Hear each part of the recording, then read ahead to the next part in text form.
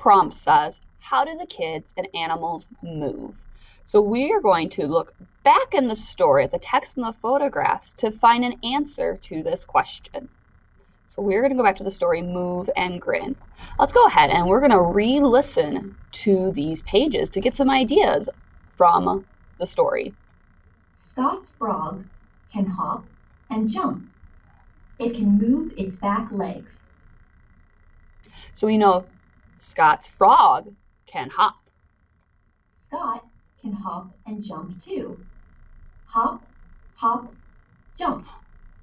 So we can see that both Scott and his frog can hop. So let's go ahead and we'll add that idea here. So Scott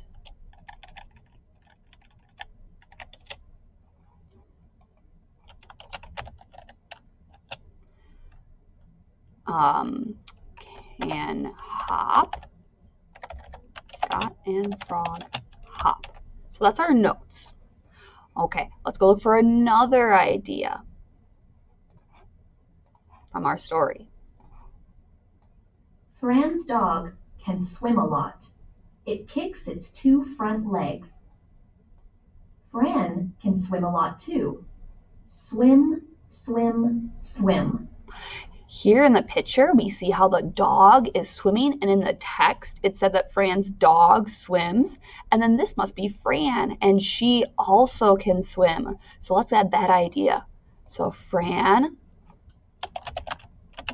and dog swim. Okay, let's look for one more example of what the kids and how the kids and animals move. Stan's horse can trot and run. It jogs on its big, long legs. Here you can see the picture of the horse, and it's trotting, and you can see its long legs. Stan can trot and run too. Trot, trot, run. So we can add that idea that Stan and the horse can trot. We're going to write just that one part. So Stan and horse trot. Now we have 3 different notes, so we can do our writing down below. So let's go ahead.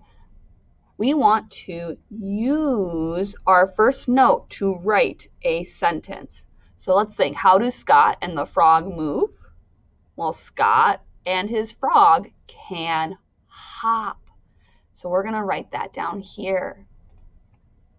Scott and his frog can hop. That's our first sentence.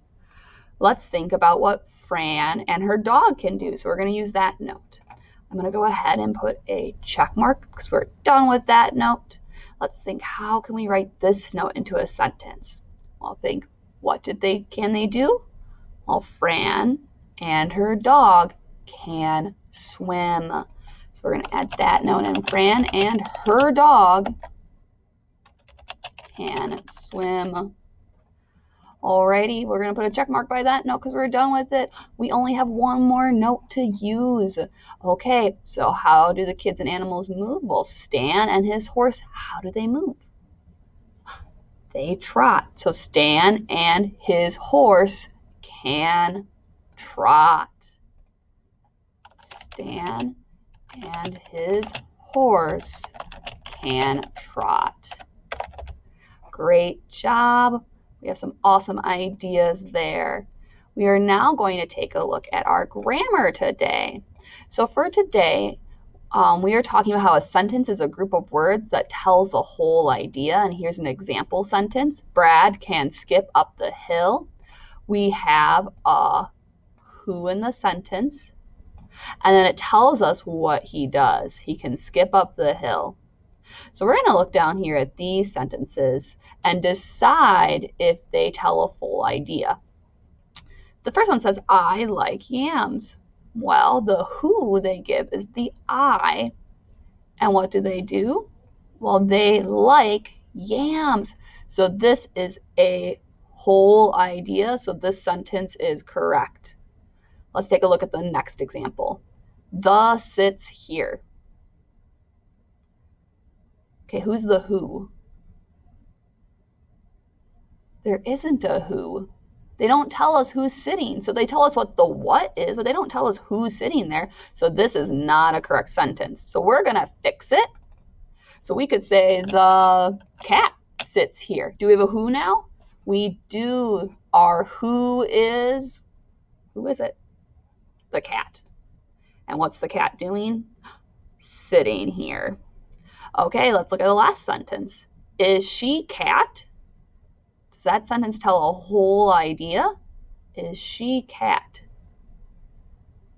We're missing a word in that sentence. So we have a who, but we don't, what word are we missing? Is she cat? Because our who is the she, and we're saying they're a cat. We're missing the word a. Is she a cat? Now it's correct. We have our who, and what we're wondering is if they're a cat. So that's our what to our sentence. So you'll be practicing that more today, identifying what a sentence is versus what isn't a sentence.